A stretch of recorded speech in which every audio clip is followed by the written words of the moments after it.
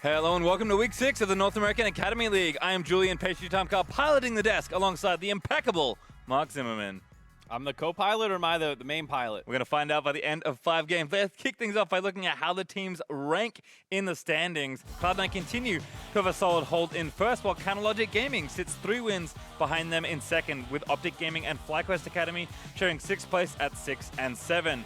We'll see if teams can start making moves within the standings with the matchups we see today. FlyQuest kicked the day off against the new roster for FOXA Academy, followed by CLG and Cloud9 Academy bashing it out in Game 2. With 2 more games before we close out the day with Team Liquid taking on TSM. But before we get into games, Scouting Grounds has arrived at its first checkpoint ahead of the event in November. What you'll be looking at right now is the leaderboard if the Scouting Ground rosters were locked today. Yeah, but there will be a total of 8 checkpoints, and each checkpoint will grant you points that will be tallied going forward until Scouting Grounds. The next checkpoint will lock Tuesday, July 31st around midnight. At the end, the top 4 players in each role will then be invited to Scouting Grounds. Now, the one trick rule has been applied to these people, but not the pro smurf rule or any of the toxicity checks, so there will still be, of course, some pruning from here on. Yeah, with 7 checkpoints to go, still a long way out, but have to look at who are the standouts so far. Mark, I think we have to start in the top with the top. It is TF Blade. Yeah, a lot of recognizable names here, but the number one, player on the ladder, TF Blade, has, of course, qualified. We'll see if he goes this time, as he's a pretty frequent streamer and seems to be focusing more on that.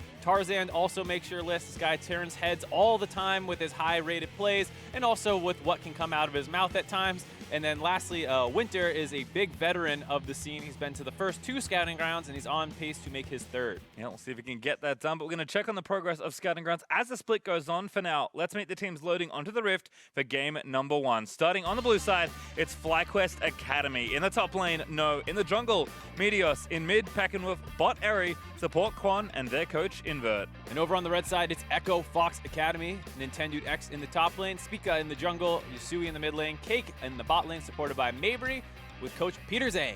And Echo Fox Academy has to continue their already rough split after a shakeup to their roster in Week 6. Right, with the promotion of Lost to the LCS roster, the struggling team will need to find strength in their newest starting members. Not only will eyes then be on Cake and Mabry, but also their new jungler Spica, who was taking the summer to originally just learn from the Echo Fox junglers from the sidelines, but when Odd Orange felt the need to take a step back, he gladly jumped at the chance to compete.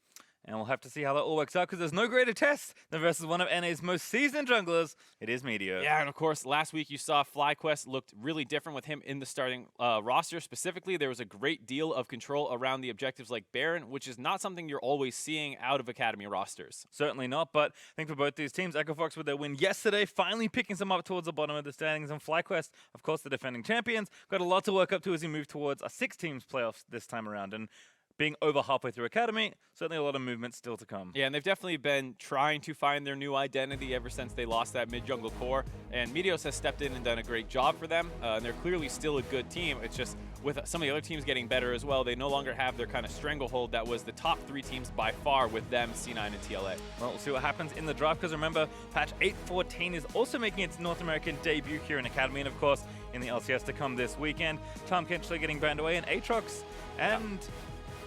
Is that? A Fiddlesticks. Oh, that is Fiddlesticks. Yeah, Aatrox, wrong side. Despite the changes that kind of came in, still feels a little oppressive, and I think you can expect to mostly see it banned out moving forward throughout the day. There's Swain as well, another champion that's been picking up a bit more popularity. We saw a lot of ubiquitous red side bans for Aatrox and Nocturne. It seems like Aatrox, at least for now, is getting that treatment, but it's curious to think if Nocturne will stay on that list, because I think some people are thinking that maybe there's some more counterplay. Yeah, Although Nocturne banned on blue side now. Well, there you go.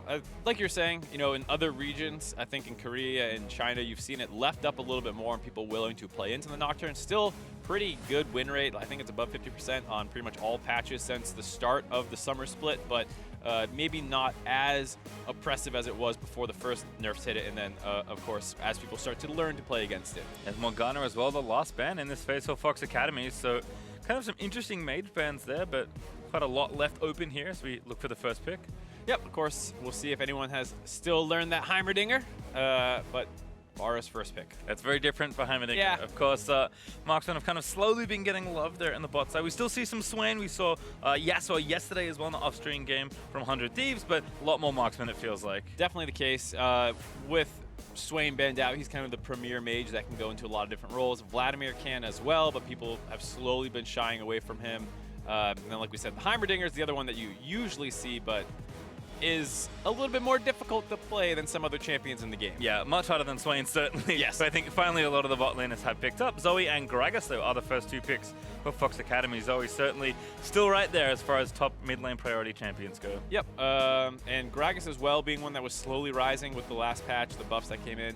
And, you know, I talked a lot to Medios about it, and he was unsure if teams were tunneling a little too hard on it because while it did receive those buffs, it's not really that different of a champion. And so a lot of people saw the Kindred start seeing a lot of play, and so everyone kind of overreacted to Kindred, like, hey, Gragas can interrupt Kindred's ultimate, or not interrupt it, but knock people out of it. And that doesn't change the fact that you're still playing Gragas every other moment of the game. Yeah, a lot of other champions can do that as well, so certainly some options there against Kindred, who is not being seen just yet. In fact, it's Braum and Trundle the picks for FlyQuest. It's probably not a Kindred this game, based off that. Sad. The Braum is a very powerful pick. I think there's a Reddit thread talking about how it was the most played champion with over 600 more games ahead of it, but between them and the second place spot. So by far the most popular champion in competitive play over the course of its history. Well, pretty impressive stuff. And again, like you said, pretty straightforward. Solid in almost every lane. We'll be fine here with the Varus. This is another man that's starting to see more play, although I'm a little less firm on this one. Ezreal seems to be popping back up. I think in Asia especially, think about Korea, lots of play on that champion. Not so much in the West, but not sure he should be back, but he kind of is. There was a lot of concerns about his early game when he started playing up against the mages. He was always kind of the safe laner. Other marksmen couldn't really abuse him that easily, and then he gets to 2 items, and he's poking you for 1 billion damage. When Vladimir starts all-inning you at 6, and Swain starts all-inning you at 6, and you're stuck under your turret 24/7 against Heimerdinger, then I think a lot of people kind of cooled off on him, but with some of those mages becoming less prevalent and back into these marksman matchups, I think people are liking him more and more. All right, well, we'll see what Phase 2 holds, as bans are almost done, actually. Fox banning Orianna and Yasuo, and Dr. Mundo and Alistar, the 2 bans there for FlyQuest. Yeah, a lot of all over the place. Some mid lane bans, some support bans, some top bans. It's a little surprising because they're not super mismatched. Both have marksmen, both have junglers. It's just the support versus the mid laner, of course. And we get the Pyke instead. Yep. I mean, I think a champion that a lot of North Americans are finally picking up, so it's nice to see it both in the LCS and in Academy, although it did see quite a bit more play in Academy before. JJ was actually playing it before when he was on FlyQuest Academy, still right around its release. So I think people are finally respecting the power of the champion. Yeah, especially with Rift Rivals happening and some good Pyke performances there. People are starting to learn more and more how to play with it. It's a little curious in Echo Fox's comp because I feel like Pyke's really good when someone else can go in first, and then he can focus more on either looking for picks, someone else can play as the front line, and they do have the Gragas for that, but they are a very kind of poke-oriented team comp with their 2 carry picks right now. And while Pyke can kind of go fishing with his Qs and try and find someone out of position, it's not quite the burst that you're used to seeing him comboed with. And it's also not the same kind of thing as like Blitz or Thresh or your traditional hook champion. So yeah, definitely a lot of nuance to the champion, but always fun to see. No Ooh, Katarina, Ahri. but Ahri and Rumble, actually the last 2 AP picks for FlyQuest. Yeah, there were some buffs that came in for Ahri. A lot of people really liked how she felt now, so I'm very excited to see her laning phase. Not quite... it's probably a good matchup into Zoe. I want to see exactly how it goes because you have good all-in threat against Zoe who can be kind of immobile. But it's going to be an interesting matchup because I haven't seen it play out before. Well, it looks like also maybe a flex here for Echo Fox Academy. Graves is locked in, so going to counterpick jungle and move Gragas up to top lane. Yep, so kind of a reaction to the Trundle pick.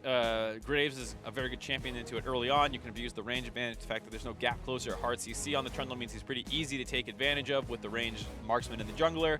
And Gragas up on the top side gets you a bit better of a front line because you'll have more access to gold to go ahead and farm with that. Kind of interesting to think, we talked about Kindred and how popular she has been. Kind of like, what do you think the reason is to pick Graves over Kindred? Because, I mean, when those 2 champions were the best 2 champions, that's all I saw for many, many, many games in a row. I think the thing about Graves is he's a little bit more stable than Kindred, who relies on her bounty system, and you kind of need to get to 4 marks, and she has a much more oppressive early game, but if you don't get off the ground, she doesn't really work, whereas I think Graves doesn't quite have that kind of mini game, as sometimes I've heard Medios call it, lose condition, as I've spent a lot of time with him on the desk the past weekend. That's kind of what he talked about it, where it was a great win condition, but it was also a lose condition that Graves doesn't have, so he's a little bit more stable as a marksman. Makes sense. We've also seen Speaker be pretty aggressive in the few games he has played on the Academy stage. Kind of expected from a young gun. Oh, yeah. Playing up into Academy now after just kind of hanging out in the house and learning from some of the best. And he has a bit of a different story than you're used to seeing. He actually, graduated this year, had the summer off, and was spending it at the Echo Fox house, kind of for fun and just learning about the game and taking this time before he went to college, and he was planning on doing that. So things are kind of up in the air now because he didn't plan on playing in Academy in the summer split, and here he is. And so we'll have to see if the rest of the plan stays true, if he actually goes to college or if he ends up getting taken full time by the pro scene. Well, we'll see what happens after the summer, but certainly looking to impress as EchoFox trying to push up for some much needed wins. 3 and 10, not looking so hot. FlyQuest at about an almost 500 after picking up a loss yesterday. Speaker and Meteos, one of the youngest and one of the oldest players facing off in their positions. Yeah, Speaker along with Blabberfish at the previous scouting grounds, both 17, like really, really young, barely 17 at the time. So they are very, very young. Blabberfish a little bit ahead of the curve, already playing in the LCS after the C9 kind of roster struggles as they try and find their winning lineup. And like we said, Speaker more school-focused, hadn't been with the team as long. We'll see how it all works out. Both starting on red here. There will be cross-pathing for these first few levels. Nothing super crazy happened in the early stages, so should expect some pretty standard stuff. And like you mentioned, kind of excited to see this matchup, another Ari, potentially be back in business. She's always one of those really fun champions to watch. A lot of individual playmaking and agency available in the game. Works with a lot of comps. She can kind of function as a mage, can kind of function as an assassin. We'll see what people plan on building her with. I assume it'll be the kind of typical Luden's Echo first item rush, and then we'll see where they go from there, because some people went for the old, like, tankier Rylai's build with the Ari, and some people went for the more burst-oriented things, so I want to see where he goes. Kind of clever pathing here from Speaker. We'll get spotted though by that ward in the brush. No, now going to back off the wave. Will be forced off by the Graves there, and Meteos, I think already maybe pathing for some of this, is neither Crab or the blue buff. We'll see what Speaker does. He's going to start this objective here, but spotted by yet another ward. Yeah, kind of getting collapsed on as Peckenwolf has the priority in the mid lane, can get in there first. They chase him off the Scuttle Crab. I don't think they want to go too much further than that, and they'll just be happy with denying Graves his early aggression, which, like we were saying, that's something he wants to abuse, and I don't think typically Meteos would want to run straight at the Graves in the river, but it's fine when you have your mid laners back up. Oh, who got that? I think it was. Oh, he stole it. No, actually does get stolen. Now Speaker fighting it out. Red buff Graves pretty strong. Yasui now to rotate over, but he's almost going to go down. Meteos does get first blood, but he gets taken out on the other side. Both junglers playing it pretty close there as we see. Oh, flash the charm. Actually still got charmed. Tried something, had a flash off the ground, I think. So he's still holding on to his real summoner spell. Not going to steal Peckenwolf's cleanse. Yeah, so in that skirmish, they're fighting it down very close. As you know, the thing about Graves versus Trundle is usually Graves can't get his Q auto attack off that easily onto Graves, and as a result, he has the range advantage, and then he has the AD advantage. But when you get that AD stolen and Meteos is already on top of him, the Trundle can win that auto attack fight. And Yasui was moving first, and Meteos tried to flash the Paddle Star, but Yasui kind of predicted that and still hit him with it. Take another look at it here as Speaker trying to bait this, just gets a little too close, does get the Smite Steal, but the dash in range, gets him in auto attack range, doesn't have his second dash up to quite get away yet. He's baiting for Yasui. Maybe could have tried to look to run a little bit more, and then Meteos flashing after in case he needed one more auto attack, didn't quite need it, and the Paddle Star still lands. And with that flash, Yasui was able to get the cleanse out of Peckenwolf. Yep. See if he can land a bubble and get things started from there. It is double cleanse here in the mid lane. Kind of expected given how potent both these champions' E's are. Speaker though, still not too slowed down by all this action. Level 4, still farming away, has the blue buff that he's picked up, and continuing to play aggressively on FlyQuest half of the map. Gonna keep looking for those invades. A little bit behind in combat stats as Meteos went for the double longsword versus starting to grab more of the jungle items. Through all this, the bot lane has not been talked about very much, despite the fact that we got 2 new members down there too. That's true. Cake and Mabry trying to make their case on Ezreal and Pyke. Not a lane combination we see all that often. Maybe right now is going to just channel that recall. Looks like Cake does have TP. That was one of the other changes on this patch. Cooldown went up by quite a good amount. So we do have a few less here in the bot side, at least for FlyQuest. Ari on heal this time around. But Ezreal, pretty self-reliant champion, like you said, kind of just wants his farm and not much else. So he'll be happy to TP back and take a small minion lead as a result. Yeah, it's definitely something I'm going to want to keep my eye on, because for a long time in solo queue, combat summoners were already better for most positions. The laners and the bot lane, of course, and in the top side, despite how much people associate TP with top lane, generally, champions, regardless of which one you're playing, will perform better with a combat summoner. So if you're in a losing lane, you take heal, barrier, whatever it is, and arguably that's better than TP, so you don't get all in, and solo queue and snowballed on. Competitive never quite followed that, but with the nerfs that came in, increased the time on the channel, or on the completed cast and on the canceled cast by a fair amount. We'll have to see if eventually people start taking more of those combat summoners, especially in the more aggressive lanes, like when you have the Darius's versus Mundos and things like that. Right now, back in the bot side, just a lot of farming though. Varus usually a pretty potent laner, but as you mentioned, Ezreal's pretty good at just not interacting with opponents, at least trying not to. Quan maybe looks, but not going to throw out a Winter's Bite. Peckenwolf here, back to that mid lane. So he does dink 6, ult from the top side. Yeah, Nintendo, I think, trying to get no in, but does get the flash. Yeah, Noah was able to flash to the far side of the barrel, and the Void getting bopped back in there. So good play by him. And also good play by Nintendo to get that summoner. Mid lane's interesting because you see we went for the airy Zoe, whereas for the most part in competitive play, we've seen a lot more Electrocute recently. And he also went Inspiration secondary, so pretty different rune setup it looks like here. Yeah, I've seen a lot of Inspiration secondary, at least in very recent. You see lots of Dark Seal Corrupting Potion. Oh, maybe. Does get a nice hook actually on the area, but Quan blocking the rest of the incoming damage. But yeah, it does feel like with mages kind of back in that mid. Never mind, we'll talk about it in a second. Meteos blinded by the smoke screen. Gonna dance out of the way, trying to contest for this buff here. Peckenwolf also available. Yasui, you get caught in transition, flashes the charm on the Meteos, looks for the bubble, doesn't get it, but Speaker able to grab the last hit. All the same. Really nice play there by Yasui to kind of anticipate the fact that people will be brush camping him there. And as soon as he sees a projectile coming at him, flashes over, gets in range to use the Spell Thief passive as well as land his Q. Good play out of him. Well, ult for No on the wave here. Looks like Nintendo doing a decent job with his early purchase here. Double Dorans plus Ruby and a non-magic mantle means that his dueling was pretty nice. So No's just going to go back, grab some Sork Shoes and an Amp Tome, moving into what I can only assume his first item, Leandry's here for the Rumble. And actually going to walk back to lane for now, so going to try and save that cooldown if he can, knowing Nintendo already TP'd up there. Yeah, Rumble, one of the champions who was not super happy as hold on here. Doesn't have enough mana for another Q, it looks like, so can't maybe find that kill. But yeah, Rumble not super happy with those mage itemization changes that came through in the mid-season.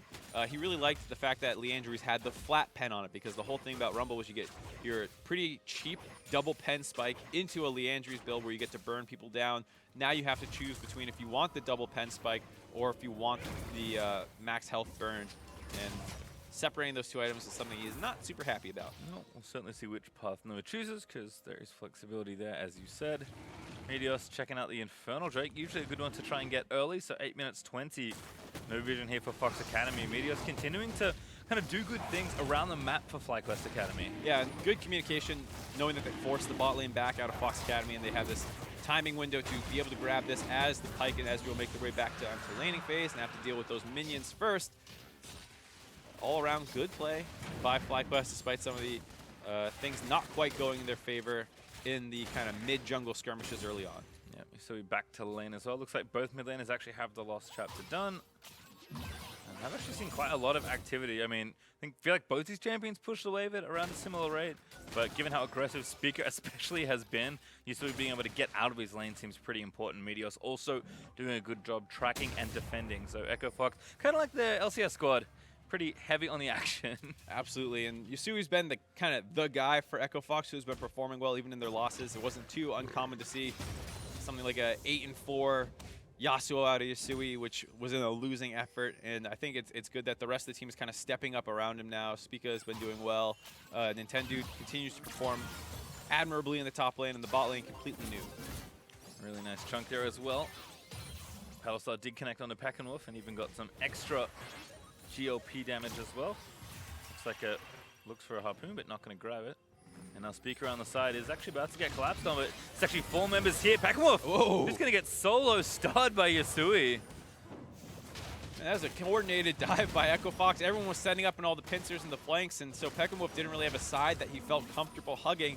And as a result, Yasui can just kind of take him by charging it right down the middle, and the easy kill there. Now at 2-0-1. Yep. Effectively zoned into basically the only avenue left for that star, so he does pick up a kill, mostly solo, we'll call it. He did the majority of the work and technically did all the damage, but Yeah, I don't know if there was an assist, actually. there was not. Yeah, so technically he did it all himself, but certainly the teammates were there, at least the corralling. cheering him on. Yeah. It's cake. Yeah, it's looking like it's backfired a little bit. I think they left the Zoe up saying we have our counter pick prepared. We're going to take the Ari into it. And the skirmishes start not working out for them. And now it's the point where Yasui is so far ahead. He's got his Merc Treads completed already, so the all-in threat is pretty low. Plus the Cleanse is still available. And at this point, Peckenwolf will probably not be able to find any kills in lane himself unless Meteos is able to find a good angle. Surprise! Flash check for Speaker, ults out for Meteos, insta-flash forward, does get the kill. Bit of assist there from Quan on the passive as well. Really nice contest on that blue buff by FlyQuest, getting chased out of the jungle. Now have to be careful. Here's Cake, Drowsy Brom. He's going to use the ult though just before he goes into Stasis attempt, but Stasis away from the death from below. Now maybe going to run away as Eri flashes forward. Does get the kill into Meteos, but Eri now low. Yasui can potentially line up a few more skill shots, but FlyQuest seem to be out after the 1-for-1 trade. Super lucky for FlyQuest, I'd say, to get out of there with only one person dead. Eri and Quan both got chunked super, super low. And there was a bit of split focus on the side of Echo Fox as Cake was focusing down the enemy bot lane with his ultimate, and the side of Yasui and Mabry were focusing more down on Meteos, and both people ended up living long enough that it took a while to actually get those kills down and allowed them to trade back evenly. Eri trying to be a bit sneaky, but does now reveal his position. Cake is pretty low, but Eri maybe not feeling without summons that he has too much threat here. Charm going to land. Damage follows up. Electrocute's going to proc. Bubble's going to miss. Peckenwolf getting the right end of that trade. Oh, Speaker's on the wrong side of no. They got him pincered here. Yeah, very sneaky stuff here from the Graves. Bounces off the wall, forcing the flash. I don't know. Skewer's going to miss from Mabry. Was close, though. Yeah, I think maybe he's got to throw that one earlier because the way, you know, Pyke's Q works is it pulls them a fixed distance. So even if you're right next to them, you can flip them over your shoulder and could have got that distance away from the wall so he didn't have such a clean flash available. A little slow pulling the trigger. They just take the flash. But as a result, since Pyke shows on the top side, FlyQuest answering very well on a macro level on the bot side. And it does feel, again, like Meteos' influence on this team is certainly showing in a lot of these map-based situations. Peckenwolf though under threat. Skewer again going to miss.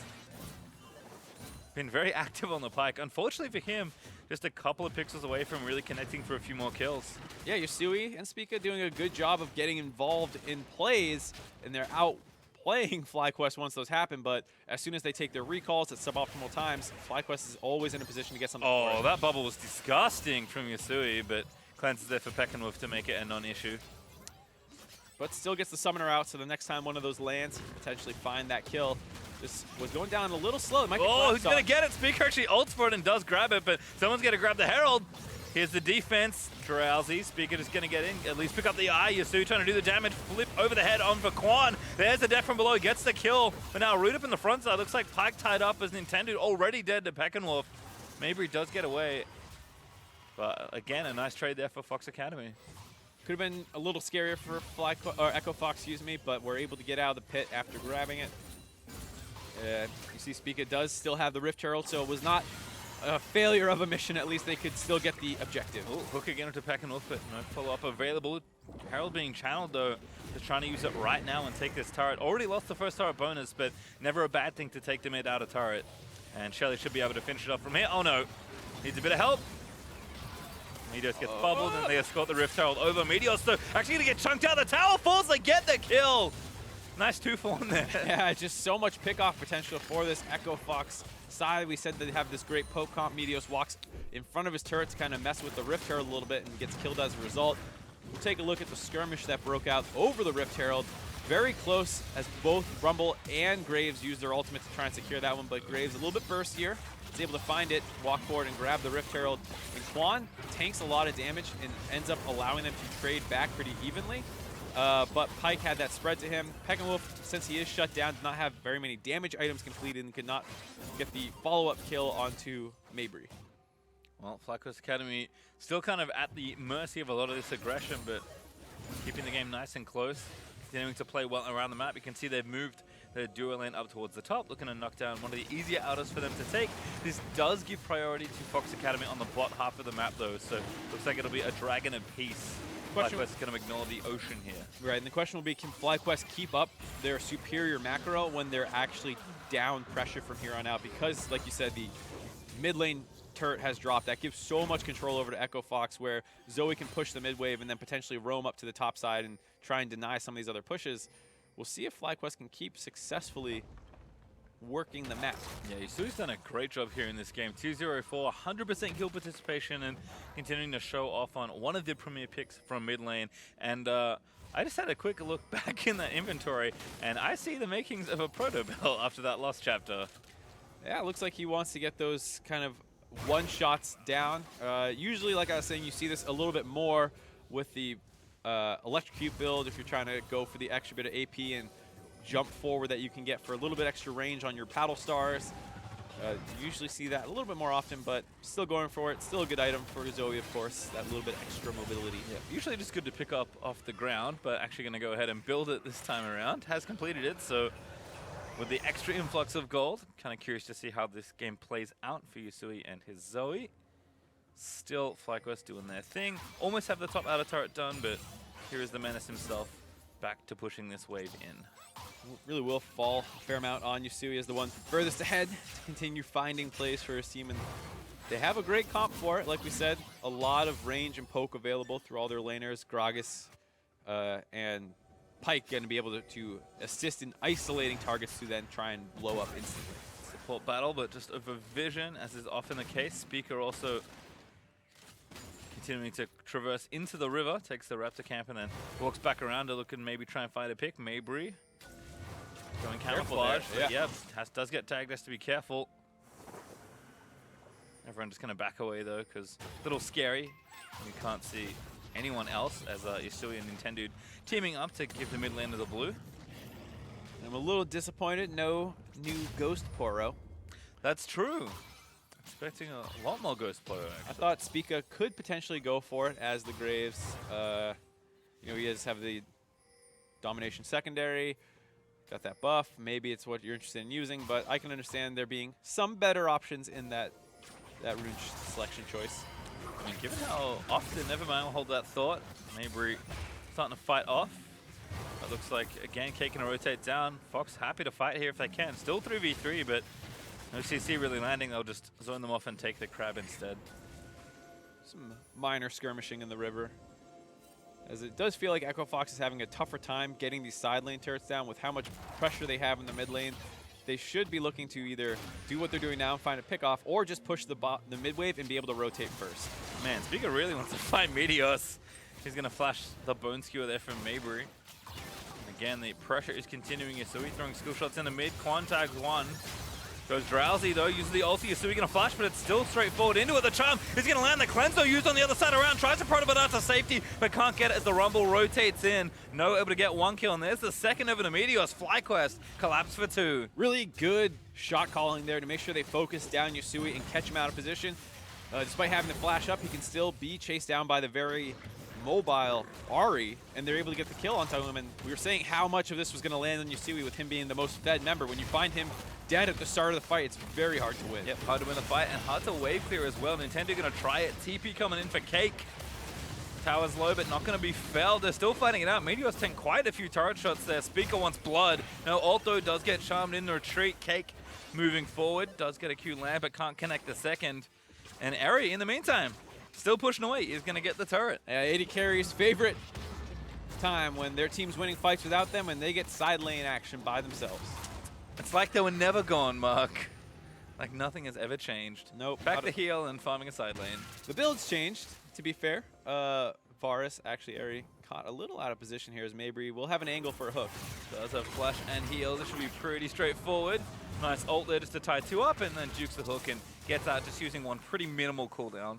Right, and Varus going for the Muramana build. It's an old school build, Manamune Lethality. Yep, something you had not seen in a long time, as for a while there was the AP Ginsu's Varus, which was I thought it was really cool. And then even after that, they kind of went back to the Blade of the Rune King. He still could go between the two, depending on if you needed magical physical damage. And surprisingly here, like you said, going for the flat pen plus blue build. So I guess the old Archer build, as people call it. Yeah. Again, looking for a lot of poke. I mean, the W buff kind of helped with the percentage half of the damage, so maybe just wants a bit more flat as well. Watch this engage again. And it's surprising that this worked out for FlyQuest. They find Yusui just too far forward. Quan's able to walk forward and still just barely catch him with the tip of that ultimate, and now Yusui has nowhere to go. The Ari is able to get on top of him. That gets the cleanse out, and then No collapsed well. Gragas was having to TP in all the way from the bot side, but the Roam made sure that No got there first. He could drop the ultimate on the escape path. That's all she wrote. So credit to the FlyQuest Academy mechanics. Maybe he's had multiple ults denied by stopwatches already this game. Quan taking heat. Bubble not going to connect though, so should be safe as FlyQuest Academy do retreat away. FlyQuest lead mostly coming down to the fact that they have that 2-turret advantage. You see they are still down a little bit in some of the goals, especially around mid lane. A full 1,000 advantage for Yusui. But on the flip side, they have 1,000 gold advantage basically in top and bottom. Nintendude has found a target. No, with no flash. Could be problematic. Nintendude has his, but not going to chase or commit the ulti. Instead, just keeping them away from the Drake as they do want to get yet another objective. Blue Trinket is going to spot it out, but no Steel forthcoming. They'll try it. And Gragas able to pick it up. Nintendude. Yeah, no smite out of Spica, just all champions throwing their abilities in there. Luckily for Fox, they have more champions there. That's true. Also an ex-jungler, so not a problem there for Nintendude as he does True. get it over. And Spica's like, I didn't need it anyway. It's totally fine. Also, it looks like Blade of the Ruin King might be finished. Right. But for Graves, I saw the cutlass a while ago and I was like, is he really going to do that? And turns out, yes, he is. Yeah, I was very surprised when I saw that started. Now it's completed. It is the Blade of the Rune King Graves. Curious build, especially against FlyQuest, who are really not that tanky of a team comp. You do have, of course, Meteos, who's got his Titanic Hydra completed, so he's going a little bit more carry-oriented Trundle as he's picked up a lot of kills. I'll hold this thought as we might have a fight. Fon's drowsy, maybe they're caught in the front side, have to undertow away, doesn't get out. Ari able to snipe him down as Nintendude. Ult Meteos in, it's not a bad cast, but now he has to flash away, gets charmed. Packenwolf able to land the CC, and Meteos finishes the kill. Just way too aggressive there by Echo Fox. Mabry on this pike does not have much mobility, so as soon as he kind of puts himself out there, the Rumble ult can come down on top of that pike, and he doesn't have a way out with no flash available. That's the first kill, and then after that, it's just Nintendude a little out of position. Easy kills for FlyQuest. Seems like a phase that is starting to transcend leagues, Mark. Echo Fox, no matter where they go, very aggressive team. As I watch this fight again. All right, so they see them trying to escape here. The Drowsy lands kind of baits Mabry into going forward, looking for the hook. But this is the problem that Pikes have, is because they're so squishy and they get caught out of position looking for the hook, they're very easy to focus down. Ari instantly throws his ultimate out, and you get that old school Varus plus Rumble combo. Varus initiates, Rumble drops his ult on top. You melt down that one member first. Everyone has a good time, and FlyQuest continue building their advantage. 2,000 gold ahead here in this game. Down a Drake, but they did get the only Infernal that is currently spawned in this game, and a pretty solid tower lead as well. Despite all the aggression and outplays that Fox have found, they have not been able to do much after losing that first turret, despite taking mid out of first. Right, and it feels like this game is slowly slipping away from them now. They've won the first couple skirmishes, but they were down a macro, but they still had the gold lead. Now they're losing the skirmishes. They're down the pressure in the game. They're trying to find the pickoffs, but FlyQuest are doing a good job of always having more members there, it feels like. I'd like to point out that Meteos is also a changed man. He held that blue buff for about 10 seconds. Peckerwolf walked all the way from base. He's been better for a while about that. Certainly true. Colin does again take some damage, but Meteos happy to tank the bubble. Peckenwolf so not so happy to tank the Graves. Yusui trying to get the sniper, doesn't quite find it with the Protobot. Speaker low, burning down. No going to try and confirm the kill and does grab it. Ezreal though did pick up area on the back line, so kind of a 4v4 with no 80 carry left for FlyQuest Academy. No, forced to stopwatch in the center of 4 and is going to fall. He's going to try and get some damage down, but Cake once again gets that kill. And this time it's FlyQuest who are splitting their focus up on the top side and in the mid lane. They were fighting 2 battles on 2 separate sides. Peckenwolf tried to blow up Spica initially and was kind of losing that duel. It forced No to collapse to finally get that kill, but then on the flip side, it kind of left Ari alone near that Raptor pit, and he's going to get finished off. So a nice even fight out of Echo Fox to kind of slow this game down for them. Meteos is unrelenting in his pressure. He's 2 levels down. He's going to force Nintendude away. Actually going to continue fighting here. Did burn the ulti, so he's maybe just able to get the kill here. Shredding through the tank. Meteos gets a solo kill. Like I said, he was going for more of this carry build. He has the Titanic Hydra able to chew through the resist. Finds that on the back end of this fight. And here you see it initially starts very well. All of them are going through the choke point, but Peckenwolf hops the wall into Spica, which baits Quan over to that side. Nose baited over the side. And now it leaves Ari, who went and chased the initial fight path on the top side. He gets caught out by Mabry, who lands a good hook. and they're able to find that kill, and since they had such a hard time killing Spica, it allowed them to collapse now onto No as well. They needed to pick one of the two. Either you need to have Pekka follow up on that pillar that Meteos sent and kind of ignore Spica, or they need to not have Airy continue to chasing on the top side of the fight. Well, in some ways, Meteos a changed man with the blue F donation. In other ways, some of that farming carry spirit is still certainly strong, at least in this game. Oh, yeah. Almost took down the tier 2 in bot side as well on split push jungle trundle. So he is enforcing his will pretty firmly on this game. And with half of the team's kills, I guess I understand why.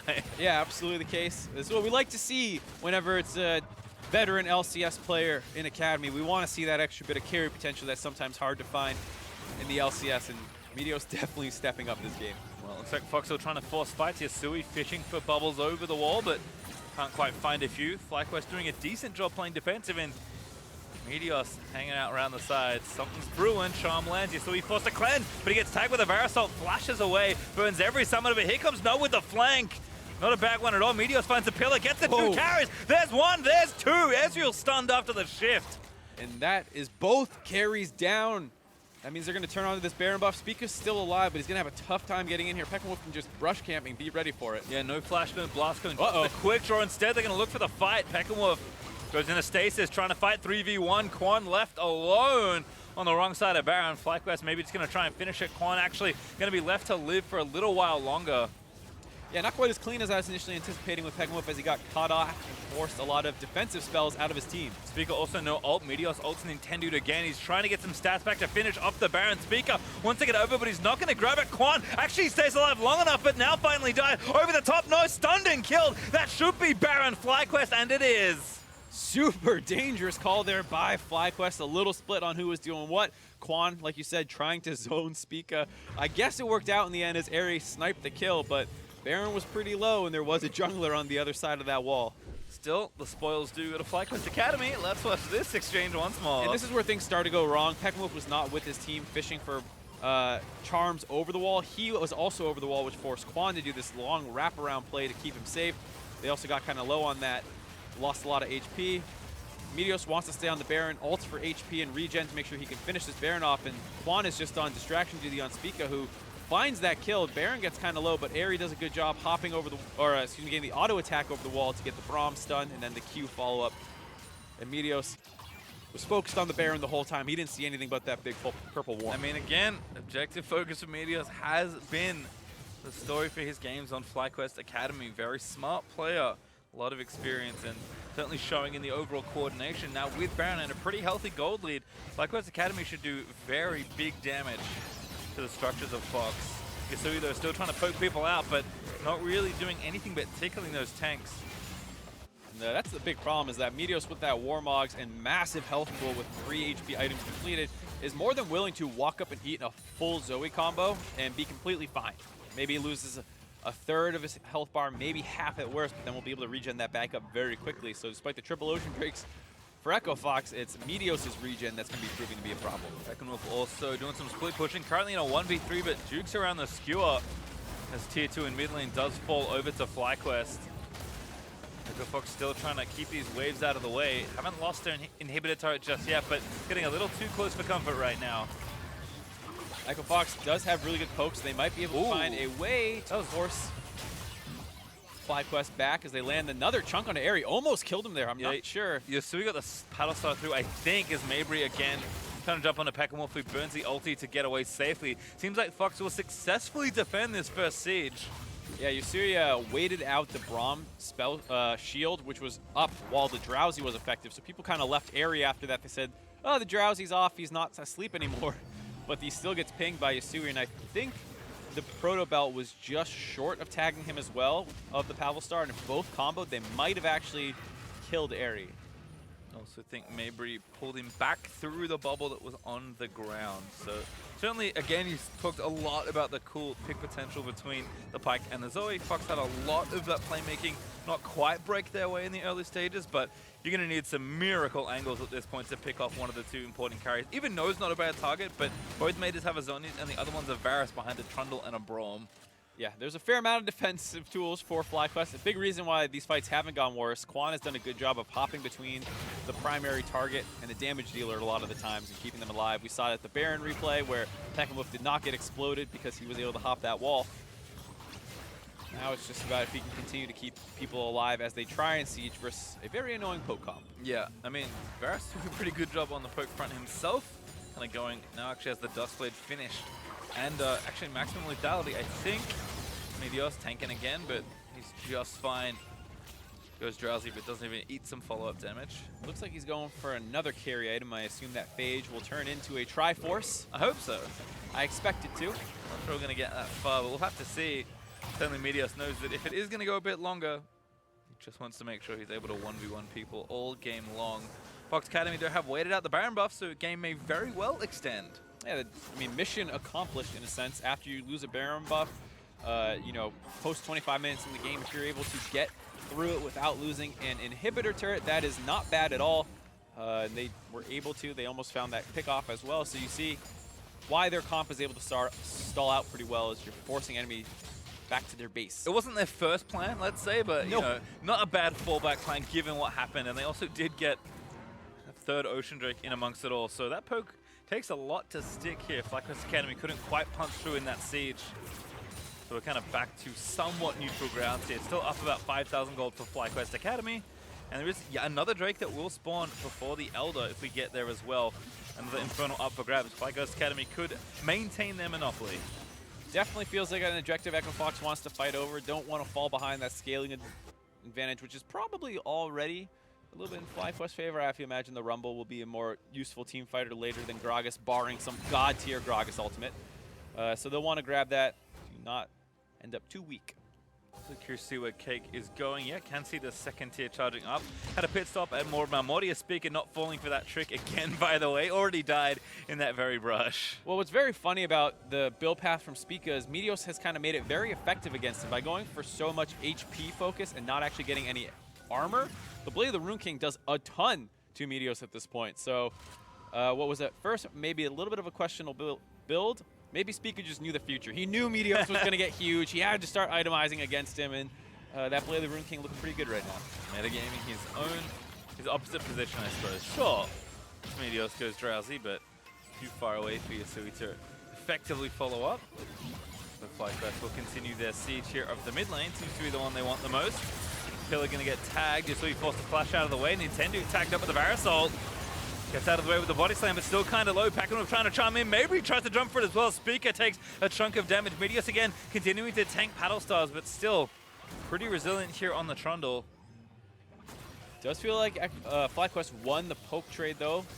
They have triple Ocean Drake, so they're going to want to regen up before this Infernal Dragon spawns. They have about 30 seconds to try and avoid some poke out of FlyQuest before, so that they can contest this. Yep, Speaker off to push the bot side as well. It's why the fight started actually for FlyQuest. Bubble not going to hit onto Pekkamoof would have been a good pick. Now all in, back in onto Meteos with no ult, but does have his flash instead. Just a soft commitment there for Fox Academy. Meteos continuing to eat poke though. Fortunately, that's the one person you don't want to poke on FlyQuest side. They don't have any Ocean Drakes. It's only Meteos with the Warmogs, and so you'll see him tick right back up to full as this Infernal Drake spawns. Fox are going to have to be pretty quick, because there's a lot of damage on FlyQuest to take this down quick. Yeah, they got to go right now, and I think it's actually already too late. They blue trinket right as they started, but damage is too much, and they don't quite have enough vision or traction around the river to try and pick a fight. Instead, they'll push it through mid and try and cut some people off from the flank. As Quan, again, taking some chunk. Finally, someone worth poking does take some damage. But still a win for FlyQuest, grabbing their second Infernal Dragon of the game, and now it does feel like no matter what happens, they're going to have this kind of scaling advantage. Ari will be able to one-shot very effectively on 3 items with double Infernal Drake. Rumble will do a ton of team fight damage. Varus will be no joke with his poke as well. Ooh, drowsing onto Quan. Jumps back to his teammates. Yasui not going to fall in there for the Paddle Star. No squishies to really tag. Quan eats a Mystic Shot there, but Meteos continuing the front line up against Speaker. Speaker, they're pretty strong, but Meteos also not bad himself in a scuffle. Pekkamoof diving forward in for Speaker. Speaker looking for the outplayer's Cake. Does slay Quan. Meteos low. Speaker actually did it. Turned the 1v2. No. Looking to go down. Stasis is going to protect him from the pike ult, but not from the last shot in from Graves' shotgun. Fox win the fight and they're onto Baron. Big misexecution there by FlyQuest. They got really greedy for Spica, and Pecklenwolf once again kind of pulls the trigger by himself, but doesn't find the kill. Baits his team out, and once again kind of splits that fight and allows Quan to drop in the backside. Take a lot of damage here though. Yasui trying to poke, gets the Drowsy in onto Eri. That's the target they want. They're going to charge it back through. Mabry gets a stun. Yasui finishes it off. Now going to zone Meteors out of the way as Fox are going to continue on the objective. Baron goes down though. Really well played there by Echo Fox Academy. Maybe he looks for one last hook, but not going to get it. Instead, they'll take a few kills and the buff. And just as I was kind of being concerned for Echo Fox's future in this game after losing the Infernal Drake, they find this nice fight for themselves. Quan gets poked out really early on, and then they kind of tunnel onto Spica. Meteos wants to charge him down, but it's not very easy, as well as Pecklenwolf then is the one who tries to go hero mode. But on the backside of the fight, No had a good zoning ultimate, but once that drops, they're able to chase forward onto him. They finish off Quan early on as well, and then No has no way to get back to his team. As Bubble plus True Shot Barrage finished off the Braum. And like we saw Spica in the front line, a lot of heroics to make that work, but certainly did get it done. Looking for Guardian Angel next, so not slowing down when it comes to aggressive Graves builds. Both these junglers actually building in a very entertaining way, I'll say. Yeah, I like Spica's a little bit. I'm still not sold on the Blade of the Rune King as it's only effective against Meteos, and luckily, I mean, that's who you're hitting most of the time due to how fed he got. But outside that, not super effective. But the rest of the build, A-OK, eats a lot of poke. Spica too far forward. No, might be okay. Does ult out, pops his stopwatch from the GA build path. Meteos again grabbed back through by Mabry, but Charm is going to land on a pike. That's a bit better. Pecklenwolf on a killing spree, able to take down that very squishy support. Nintendude, nice buffer through the pillar with a body slam. To only give one casualty over to FlyQuest. One of those weird games where it feels like whoever wants to be the aggressor is the one who ends up getting punished there. Now Spica might be out of position over some wolves. Yeah, Meteos getting shunked, but he's too far forward. Meteos unstoppable, able to pick him up. Can't quick draw in time over the tree line. Yasui, ooh, almost finding Quan. Nice dance moves there, actually from the Braum. But Yasui still going, pops over the wall, and Proto Belts just to do a bit of extra damage. With that though, FlyQuest, despite losing the Baron, has map control back, as there's 10 more seconds on Mabry and almost 35 for the Graves. And it's getting a little dicey here. This is going to tick out most of the Baron buff.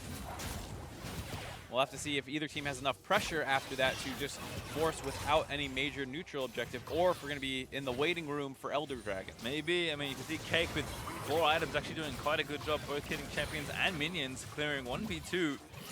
With a bit of pressure coming in. Meteos tag, nice lead there from Yasui on the bubble. Whoa. But again, just not the best target. Pecklenwolf though chunked down very low. This looks like the fight they're going to go for. Mabry gets a stun onto Meteos.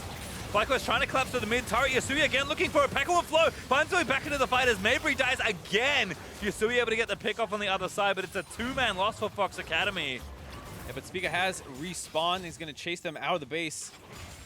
So despite winning that fight, getting 2 for 1, it does feel like FlyQuest is maybe too low to continue pushing, or they are staying around the mid lane because they have a fat wave in the top side. Yeah, Meteos actually escorted it up and then just munched down the turret on the Trundle, so continuing to take matters pretty firmly into his own hands. Fox do lose some inhibitor turret in mid, looking to lose top as well, with Meteos getting that job done, or getting half of it done, as Nintendo and Spica move up to clean the wave. Still lots of bouncing between here to be done by Fox Academy, but Yasui snaps no, and that's the end of that push. Gotta be careful now, make sure they don't lose anyone else in this chase down. Elder Dragon in just over a minute. Pecklenwolf dead for 10 more seconds, and No dead for 45. No inhibitors down, so there's a chance that Echo Fox can use this brief man advantage as Cake respawns to get some vision control around this Elder Dragon. They have 3 oceans, so they're definitely interested in getting that true damage burn. Maybe they can use this to set up the vision advantage to secure that objective. Yeah, you can see 2 control wards, 3 really if you count the little triangle for FlyQuest Academy on that side, but that's all going to get cleared out now. Cake and Mabry sweeping through. We'll take that down as Spica grabs the crab. 30 seconds till the Drake is up. No will be back up and ready to go on the map. So if the objective is started, there will be a fight for it, but Fox trying something in a brush. Yeah, just not enough pink wards. Luckily, they swept out all the enemy vision, but they don't have that much themselves. Mabry again trying to get that skewer, but now with the midway pushing back up and their inhib open there in the lane. Gonna have to be careful. Cake shifts away from Meteos. Ooh, Mabry with a decent little bit of poke, but again, not the person you want to be hitting. Wave starting to pressure up, so FlyQuest gonna lose traction here onto the objective. Fox have to stay if they want to fight for it. Quan on the front side takes some poke, but hops back away to Meteos. Yeah, lost the mid priority, and as a result, had to vacate their little brush camp. Also feels like FlyQuest has enough of a front line, they might have been able to contest it. Now it's FOXA who are forced to walk forward into this Elder Dragon pit. Yep, Speaker again. Oh, he's going to try for a steal perhaps instead. Not sure if Fox can commit to a fight. Yasui finally off the wave in mid. FlyQuest are committing very hard to this objective. Ooh, lands a Drowsy. Onto no. Damage poke. Oh, not bad. Nintendo tries to find the big play. Speaker with the finish off the buff. Eri got Nintendo, but they did actually get the dragon. Mabry is ticking down low, but Speaker caught out on the other side. Quick draws over the wall, finds the blast plan, gets Pekka-Wolf out of the way. Meteos almost burnt down as Cake forced to run in a 1v3. Yasui still living, gets damaged down, but he doesn't get a kill. Eri also poking away. Yasui trying to find no, but doesn't grab it as Speaker. Still fighting very strong on this Graves of the Elder Dragon. What an insane Elder Dragon fight. It's not quite over yet. FlyQuest are trying to get out. Bubble. Yasui's on the chase down, has a spare flash. Ooh, but that poke was enough to dissuade him from going. Now Meteos wants a piece. Yeah, back again to full from the wall mug. Speaker sends him some taps, and Meteos will go back to the jungle instead. That was chaotic to say the least. There's no is barely going to save this top outer turret. No! Yeah, it died. That's not so bad given that they didn't lose after this Elder Dragon. A really nice bubble by Yasui through the long part of the wall, lands here and it baits FlyQuest into grouping up, but Quan gets in the way. Even though the 3-man body slam happens, the ult face plants into that wall and knocks everyone back. Mabry gets baited in during this time. Spica does the smart thing and focuses down the objective, and Fox gets split on the tail end of this. Really critical that he was able to auto that blast cone and split them up. That charm was on the way over. Cake, with no one left to peel for him, ends up going down. Yasui is trying to find the kills, can't quite do it. It just felt like they got a little bit greedy with the Nintendo ult. If he just held that a little bit, just get the stun, or just get the ult and then back out after you get the dragon, it would have been fine. But because he's overextended now and gets charmed on the tail end of that, Mabry dives in as well. They lose too much of their front line to really fight using that buff. Yeah, it's been a lot of aggression here from Fox Academy, and it's cost them in a few spots already in the game, but still fighting here. Elder Dragon ticking away for a little bit longer on at least Yasui and Speaker. And given how much damage they have both done this game, not bad people to have the buff on. No, but they still need to find some way to start that fight off. Obviously, Yasui's very happy to continue poking away, but the Pike Qs have not been super effective. He often is the one getting chunked out after walking forward like that. And Nintendo playing Grogs into Braum, man, that is just not a fun matchup. Also, sidewave management's been really nice here for FlyQuest Academy. 2 big waves for Yasui and Nintendo to have to follow. And now Meteos actually trying to solo down Yasui. He's got all the balls behind him. Speaker actually almost caught in transition. Pops collateral damage for a bit of distance. Here's the TP up. They need to save their Zoe. Pekka-Wolf though here is Nintendo. Tries to get it out of the way. Not a bad cask at all. But now Meteos going to flash forward onto Yasui. The bubble's going to miss. And Meteos just chased him down for the shot. Here's Mabry, finds the skewer, but a charm in onto Nintendo is going to let him go down. That's 2 good picks there for FlyQuest Academy. That might be game given how much of the team fighting fell on Yasui's shoulders here. There's no more front line for Nintendo to walk forward and contest this. They're going to be able to grab the Baron. They have a huge wave in the bot side. They can take this and continue pushing right away as there's still 40 seconds left on both members of FOXA who are dead. Take no ult either, so steal chances are 0 as FlyQuest Academy will pick up the objective. And again, despite how much Fox are fighting, the FlyQuest map play has continued to be a strength in this game. That's really the biggest separator here is we see the fights going back and forth.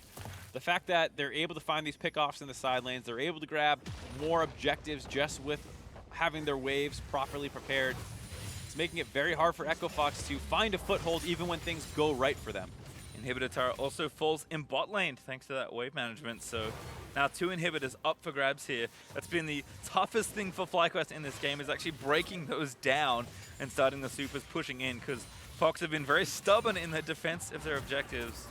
Can't really blame them, but you have to think with another Baron buff here for FlyQuest Academy, not too tricky to at least get that started. And once one wave of supers comes in, the second and third are often to follow. Yeah, it was tough for FlyQuest to siege down the turrets initially when Yasui and Cake were poking away at people, but now that the turrets are out of the way, they can walk up to the inhibitors much safer, and the defense becomes much harder for FOXA. So we'll see if they can hold on, and maybe they can punish FlyQuest for going for the Baron instead of going for the end or something with those 40 seconds that they had. So Meteos, given that the build he has gone for, which is the Trinity Force, as you suspected, he's going to shoot your objectives, so don't even need to do too much in the actual team fight. Once you get free time to start taking them out, it's pretty straightforward. And actually, Pekkanov in mid is going to take down that inhib with so much raw AP built up.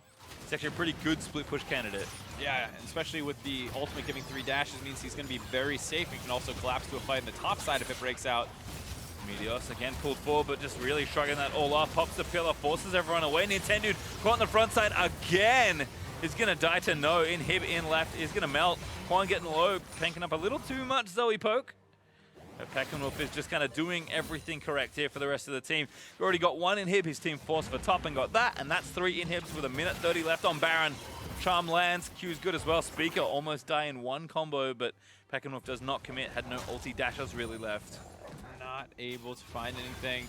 And even though they repel them from their base temporarily, they do lose all 3 inhibitors. And it's beginning to feel like the end here for Echo Fox. They've done a great job holding on through everything else, but triple inhibs is often seen as the death sentence.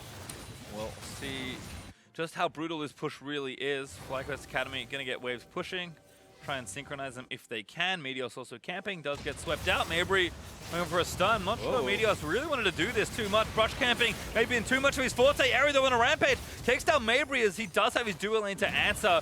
And now Quan chasing down Cake. Yasui does make Quan drowsy, sleeping, true shot barrage, wonderful combo, but it's barely not enough to pick up the Braum.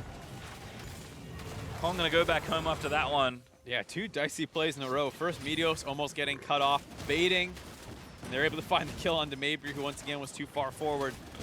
And then after that chase down, though, Quan was getting a little overexcited. He almost drops as well.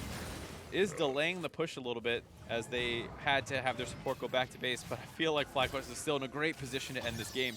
Yeah, maybe with 7 deaths has to be rough, but that's one of the things about Pyke. He's just so squishy. Even going a legitimate top lane tank build, basically. No real support items to speak of.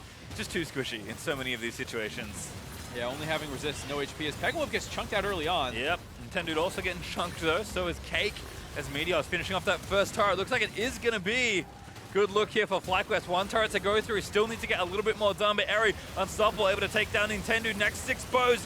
Pyke trying to get a pick off here and there, but Mabry is going to go down again. Meteos goes godlike as they'll finish them off in the fountain. FlyQuest Academy are going to take the win over Echovox as Eri ends it with a quadra kill. A very, very hard fought game for FlyQuest that they're able to close out. Started in Echo Fox's favor, was up in the air for a little while, but the superior macro reigned supreme. Certainly looking good. I mean, extremely back and forth. That game with constant skirmishing, but came down to the big objective fights in the late game. It was a fun one, I'll certainly say. Oh, yeah. It was action-packed, 22-14 at, 35 minutes in the game. Is a pretty good amount of kills. Kind of a longer game than I think we may have thought as well. We'll actually pull up a replay in just a second. 40 minutes in, there's an Elder Dragon fight that kind of really gets things going here. This was a close one. And this felt like Echo Fox's best chance back into the game after falling behind. They have a really good pickoff start by Yasui, landing that bubble. That kind of baited the rest of the team to go forward on that play. You see the tail end of it. The Gragas got his ultimate blocked by the Braum, the tough part of playing that matchup.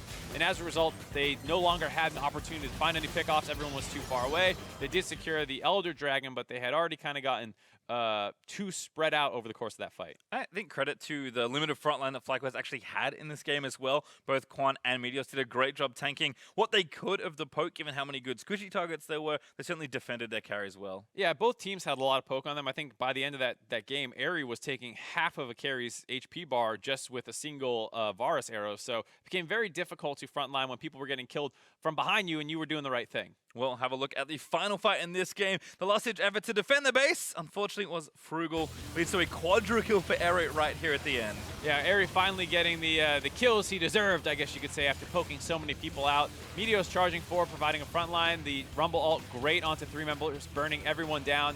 And then Eri able to just start sniping them down. There's the first one. Everyone kind of charging into that last-ditch effort. Lands an ultimate onto Cake. He's going to get taken down in the second there as the rest of the team was charging to the front side.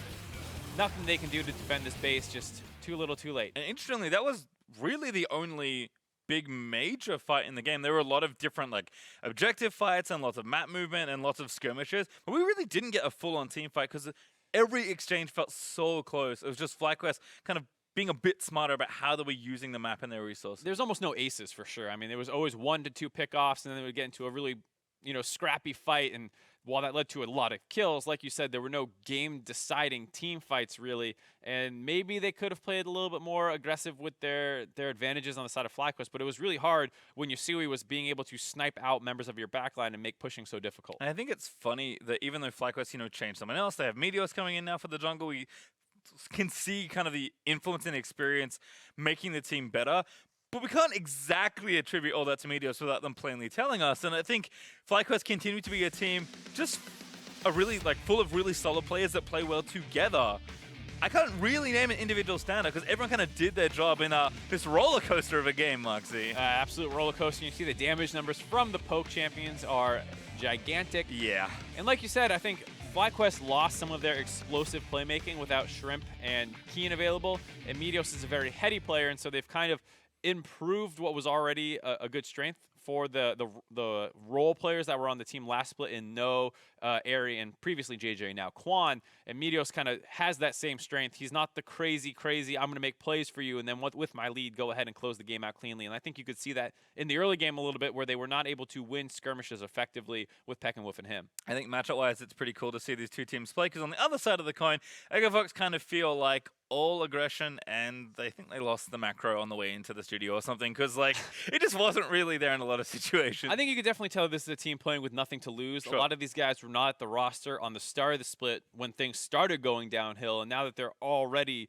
in a precarious position, they're not really playing with any inhibitions. They know, hey, this doesn't really reflect super on me. I wasn't here at the beginning, and I'm just trying to look good now. We talk about imbalance in experience as well. I mean, it's one of the newest jungles ever to competitive and one of the oldest in Meteor. So I think Speaker individually, extremely aggressive in his decision-making, but very impressive in how he's executing. Maybe just needs to calm it down here and there. I mean, I'd rather see more of this than the opposite, to be honest, especially with the young guy on a team that's not performing well. Go out there and try and carry the game, and I think he started to do that, and he played a lot of skirmishes very well, kiting out a number of times, and where you saw him getting most abused was kind of going to support his laners, which is something Meteos is fantastic at and got them a number of turrets. That was not something Speaker was clearly great at. Well, certainly a good effort, but not enough to get the win over FlyQuest. We're headed for a break, but when we come back, it's a battle at the top. Canalogic Gaming versus Cloud9. You're watching the North American Academy League.